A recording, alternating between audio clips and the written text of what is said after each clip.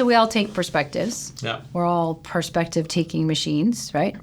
Yes. Automatically. Automatically. We can't not take a perspective. We can't not be in a perspective. See, I think you should slow down on that because I think that's interesting. We can't, you said it double, we can't not take a perspective, meaning we're always taking a perspective. Always, yeah, and I would even distinguish between the word take and be in. So we are always coming from a perspective, from a point of view, right? We're always coming from that. And sometimes we'll call that like our base perspective. Like our root perspective. Our root perspective, right? Yeah. And oftentimes we're unaware that we're coming from that perspective, right? But we're all, because we are just a biological bag of mental models. Yeah. We are always coming from a perspective. And then we can learn to take other perspectives other than our own, right? Yeah.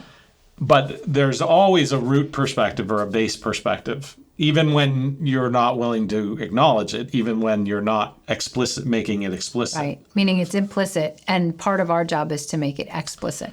To the degree you can, yeah. There's a saying that I say a lot, which is choosing to be subjective is one of the greatest forms of objectivity, right? So to choose to be subjective is objective in a sense.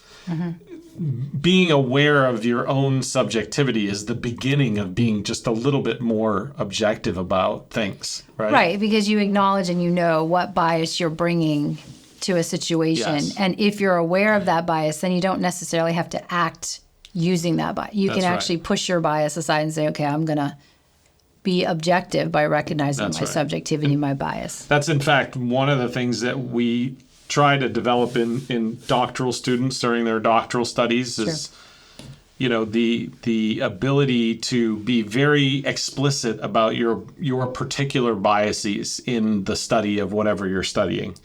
And for the same reason, right? Which is we all have biases. We all bring biases or perspective to the whatever situation that we're in. And one of the best ways to begin to be a little bit more objective about things is to recognize those biases, be aware of them, what your mental models are, what your experience is, what you're sensitive to, what you highlight, what you low light, etc. And that's kind of the beginning of an attempt to be as objective as possible.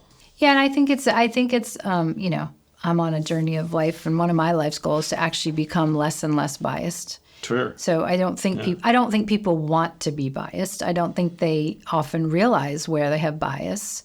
And so bringing it to your consciousness is a way to start to work towards that goal of being unbiased. And when you're unbiased, it seems to me then you're seeing reality of situations more accurately. You're taking in information more objectively, which informs how you process it, how you act around it. It's the key to loving reality is trying to, I mean, you know, it's there's a concept in our constitution, not in our constitution, but in the framing of our country about having a more perfect union. Well, it is actually literally written in to form a more perfect union, right? Yep.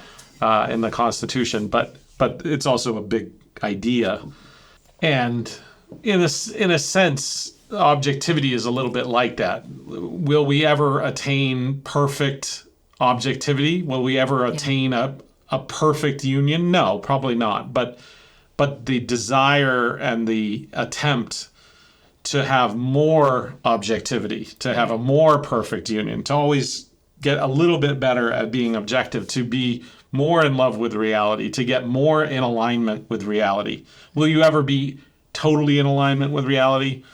Reality is pretty complex. You're probably not going to have a mental model that matches the complexity of the universe. But you can get closer and closer. But you can get closer and closer, and perspective and the distinctions you're making and the relationships you're seeing and the part-whole structures that you're looking at will be huge in getting you a little bit closer to... In the degree to which you're in alignment. Yeah, exactly.